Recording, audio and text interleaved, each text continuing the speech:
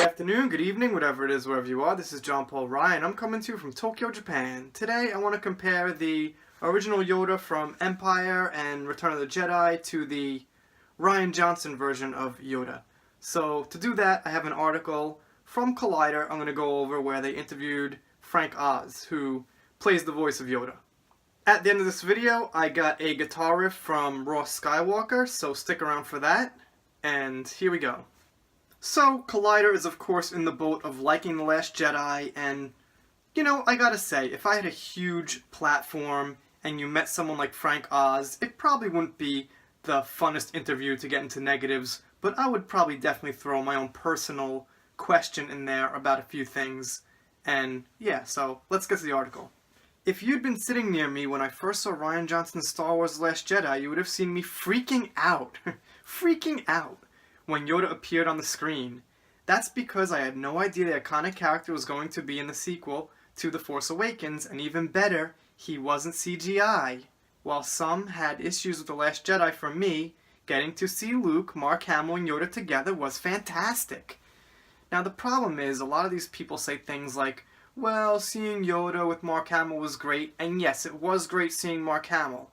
However, they never actually question anything the characters are doing. They just say it's great to see them. Okay.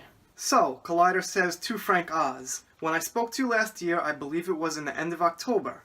I had zero knowledge, no idea that you were going to be involved in The Last Jedi. If you wouldn't mind indulging me for a second, do you mind talking about The Last Jedi for a second? I love the movie, and think Rian did such a fantastic job. Fantastic job of splitting the fanbase in half, and just following up on nothing from The Force Awakens. We know the story. When did you first find out that Rian wanted to work with you on The Last Jedi? How did that come about? So Frank Oz responds that he was so happy it was a puppet, that it wasn't CGI, and this was so awesome that Rian was doing this. Now you know what? I like that too. I do think that's awesome that Rian used a puppet. The only problem is, I have no clue why Yoda will burn down the Jedi Temple. And I also have no clue why that would be what they choose to put in the movie. We don't know what was in those books, and if we did, that might help, but we don't. So we're just left to wonder, why did he burn down this temple? And the best defense I've heard is to teach Luke a lesson, or to get Luke to motivate him to go help Rey, and like burning down an ancient Jedi temple that's thousands of years old is the best way Yoda can motivate Luke to go help Rey and her friends? Really? That's what you love? Okay. For me, it made no sense, and I wish some of these people would get into the content and stop praising the fact that it's a puppet. Yes, we all love that it's a puppet, but look what the puppet does. So, let me read one more question that Collider asked Frank Oz, and keep in mind there is no content about what Yoda does or what he actually says. It's only praise about that he's saying things, and that, you know, no content, just nothing. It's just... I want to ask you about the dialogue that Yoda says in the movie. How much is it Rian? Obviously he hands you the script, you see everything, you must have a sense of ownership on the character. How much are you looking at the dialogue and working with Rian? How much is it a collaboration, and how much is it Rian's dialogue? Stupid question.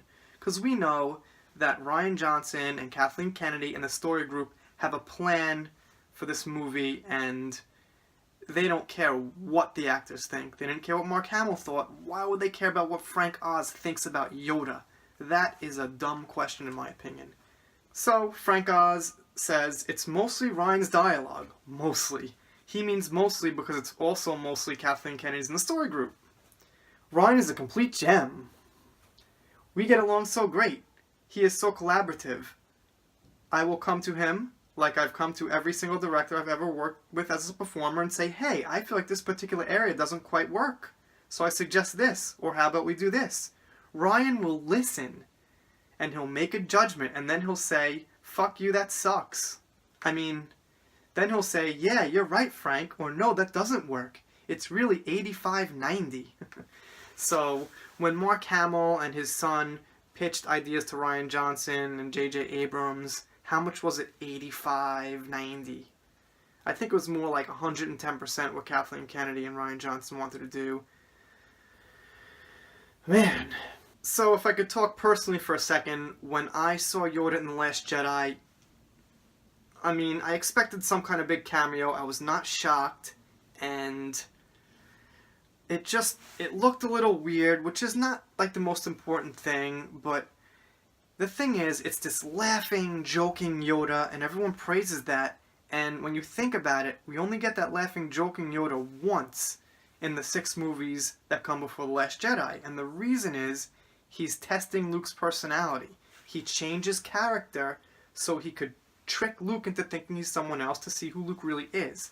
He's not just acting like that because sometimes he's fun and happy and sometimes he's serious. Yoda is generally always serious. I mean, we don't see any other examples of him not being. So Rian just kind of took that nostalgic Yoda and placed it in The Last Jedi, hoping that fans would like it. The one line Yoda says, "Failure is the best teacher," is not a bad line, but, I mean, it doesn't quite work in the context because, yes, Luke does do something at the end, but it doesn't seem like he truly learns his lesson. He just helps them out and dies. So it's not like he realizes right there and says, "You know what, Master Yoda, you're right. I'm gonna go there myself and I'm gonna change things." And Yoda, like, kind of got to him, but not really. And again, why the hell have them burn down the Jedi Temple? What a poor use of screen time.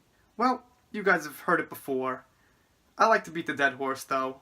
People forget faster than you think, so I like to just keep going at it. And you guys let me know what you think of the old Yoda versus the new Yoda. And now I'm going to leave you with the Yoda theme by Ross Skywalker. If you haven't already, check him out. Go over there, subscribe, and please subscribe here if you like this content. I do a lot of special thanks and shout-outs, and here's Ross.